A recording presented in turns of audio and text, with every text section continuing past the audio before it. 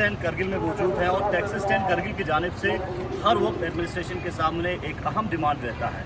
आपको दिखाना चाहूँगा ये टैक्सी स्टैंड है और यहाँ पे ब्लैक टॉपिंग की डिमांड को लेके, मैकेडमाइजेशन की डिमांड को लेके कई बार काउंसिल के बाद टैक्सी स्टैंड्स के जो रिप्रेजेंटेटिव्स हैं वो गए हैं और उन्होंने अपना जो है प्रपोजल रिक्वेस्ट जो है काउंसिल के सामने, तो यहाँ के नुमाइंदों के सामने रखा है। लेकिन इनका कहना है कि अभी भी यहाँ पे ठीक तरह से ब्लैक टॉपिंग नहीं हुआ है, जो कि मेन टैक्सी स्टैंड है करगिल का।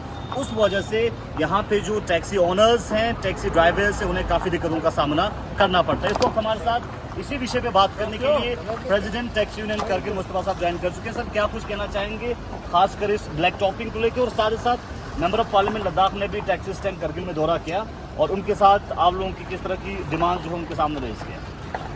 इसमें सबसे पहले तो इसाक भाई मैं गुलिस्तान न्यूज़ का शुक्रिया अदा करता हूँ, जो हमारे मसले मसाइल है आप लोगों तक, एडमिनिस्ट्रेशन तक पहुँचाते हो। इस चीज़ के लिए मैं पूरे मेरे जितने भी ड्राइवर हजरात हैं उनकी तरफ से दिल से शुक्रिया अदा करता हूँ।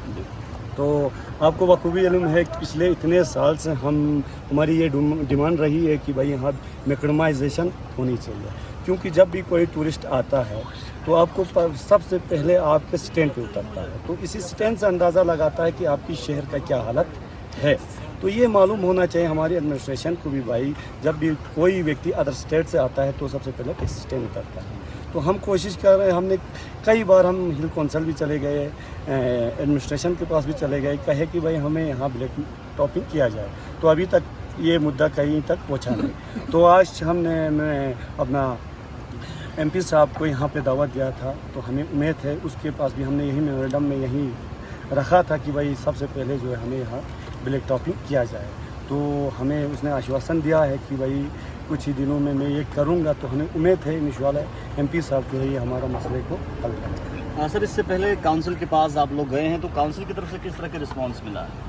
तो काउंसिल के पास हम पिछले साल गए थे, तो हमें CC साहब ने इंश्योर किया था कि भाई हम जो है नेक्स्ट ईयर करेंगे। तो इंशाल्लाह हम अभी तक तो गए नहीं इस साल, तो मुझे लगता है CC साहब भी हमारा काफ़ी सपोर्ट करेगा, तो एक बार हम उसके पास भी चले जाएंगे, इंशाल्लाह सर करेंगे। आपके जो दूसरे इश्यूज़ हैं उसको लेकर MP लद्दाख की तरफ से किस तरह के एश्योरेंस मिला है? जी, हमारे कुछ इश्यूज़ पिछले कुछ सालों से पेंडिंग थे, तो हमने वो मेमोरेंडम हमने MP साहब के पास पेश किया है, तो उसमें इंश्योर किया कि भाई उन पूरी जो मसले हैं उन पूरे मसले को मैं हल करूँगा। चलिए, बहुत बहुत शुक्रिया। टैक्सी यूनियन के प्रेसिडेंट इस वक्त मेरे साथ बात कर रहे थे। तो मैं आपको दिखाना चाहूँगा ये टैक्सी स्टैंड का हालत है और आप देख सकते हैं जगह जगह पे गड्ढे बने हुए हैं और पूरी तरह से ये जो टैक्सी स्टैंड है, इससे पहले यहाँ पे सीमेंट का काम कुछ किया है लेकिन पूरी तरह से डैमेज है।